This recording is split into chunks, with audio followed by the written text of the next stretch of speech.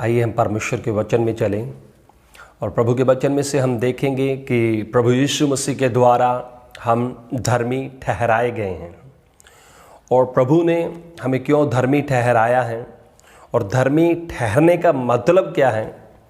और आज आप और मैं देखते हैं कि पूरा संसार अपने धार्मिक कामों के द्वारा उस सर्वशक्तिमान परमेश्वर के आगे, उस ईश्वर के आगे धर्मी ठहरने की कोशिश कर रहा है। अपने तरह तरह के प्रयासों के द्वारा, अपनी कोशिशों के द्वारा, अपने कामों के बावजूद, लेकिन फिर भी मानव जाति उस परमेश्वर के सामने धर्मी नहीं ठहर पा रहे हैं। और प्रभु यीशु मसीह के द्वारा परमेश्वर ने इस कार्य को संपूर्ण किया है कि समस्त मानव जाति परमेश्वर के सामने धर्मी ठहर सके।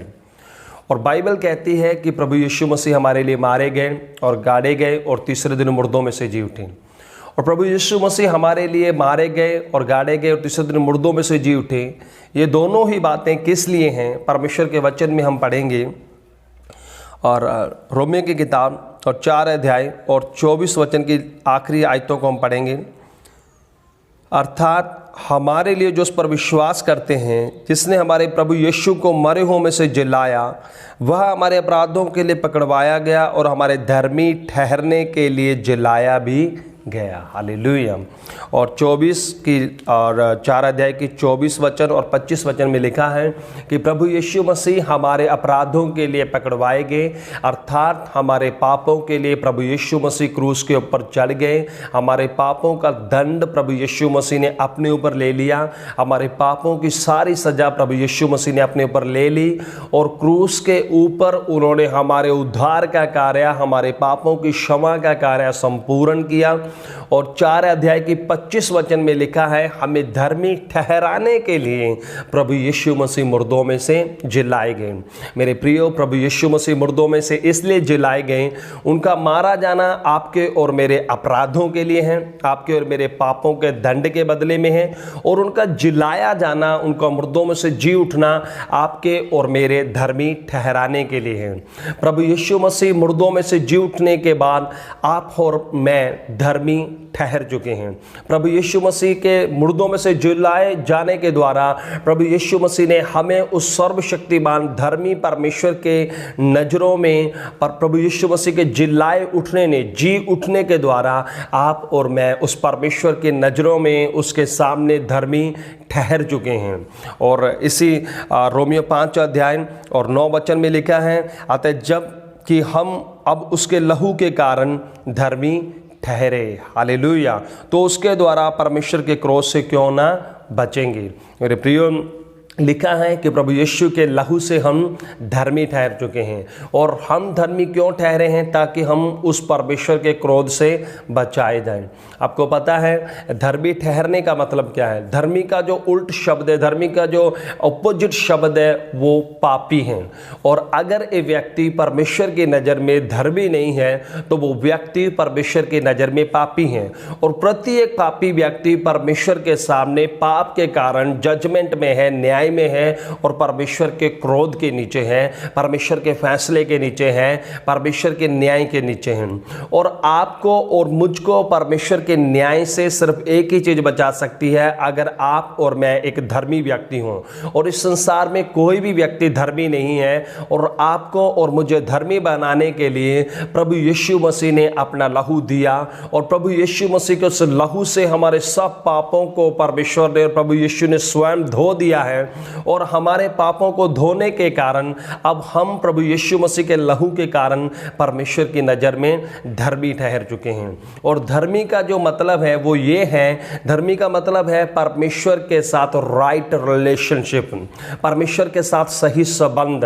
अब आपके और परमेश्वर के संबंध में कोई भी गड़बड़ी नहीं है और परमेश्वर आपके साथ सही संबंध में है और परमेश्वर आपको निष्कलंक, निर्दोष और 100% संपूर्ण एक सिद्ध व्यक्ति परमेश्वर आपको देखते हैं। और परमेश्वर आपको ऐसा देखते हैं कि आपने सारी व्यवस्था को पूरा कर दिया है, पर असल में आपने और मैंने ये कुछ भी किया नहीं है। ये सब कुछ आपके और मेरे लिए प्रभु यीशु मसीह ने क्रूस के ऊपर और जी उठने के द्वारा संभव किया है। अब परमेश्वर आपको और मुझे, हमें नहीं देखते।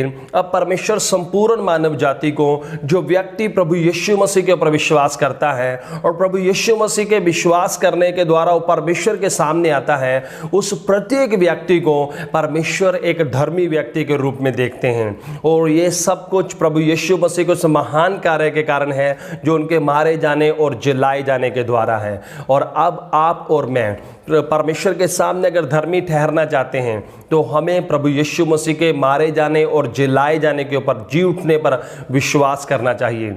अगर आप इन दोनों ही बातों पर विश्वास करते हैं तो आप और मैं परमेश्वर की नज़रों में एक धर्मी व्यक्ति हैं।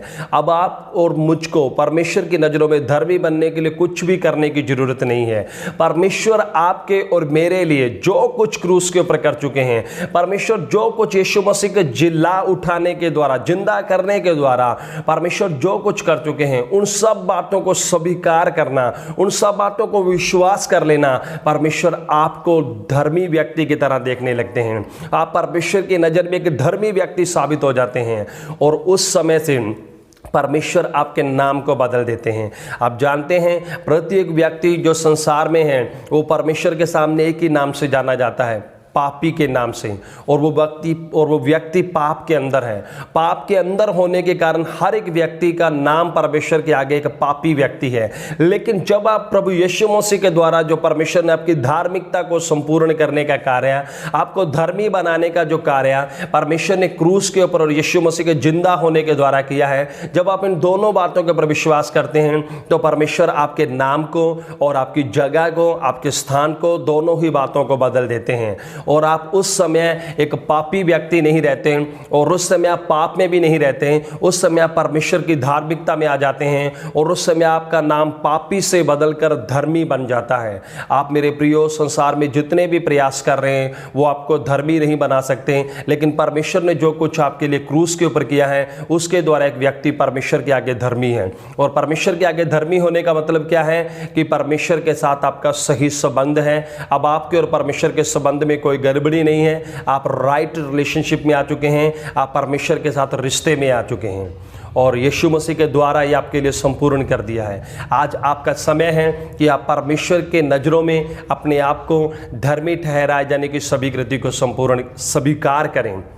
मेरे प्रियो, हम कई बार जो मसीह लोग हैं, हम भी कई बार अपनी प्रार्थनाओं में खुद को पापी शब्दों से संबोधन करते हैं, पापी शब्दों से अपने आप को कई बार बोलते हैं। लेकिन हाँ, हम अपने पापों को अंगीकार कर सकते हैं, ये एक अलग बात है। लेकिन हम अनंत काल के लिए, अब से लेकर अनंत काल के लिए परमेश्वर के आगे धर्मी ठहर चुके हैं और हमारी ये स्थिति कभी बदलेगी नहीं। हम युगानुयुग तक उसके सामने धर्मी रहेंगे, क्योंकि क्रूस का कार्य युगानुयुग तक एक व्यक्ति के लिए संपूर्ण किया गया है। अब आप पापी नहीं हैं, अब आप धर्मी हैं प्रभु यीशु मसीह में। और हर दिन अपने इस नाम को और अपने स्थान को अंगीकार करें और स्वीकार करें और हमेशा अपनी भावनाओं को, अपने अंगीकारों को इन बातों से भरते जाएं कि मैं मसीह में धर्मी बनाया गया हूं। प्रभु आपको बहुत आशीष करे। आमीन।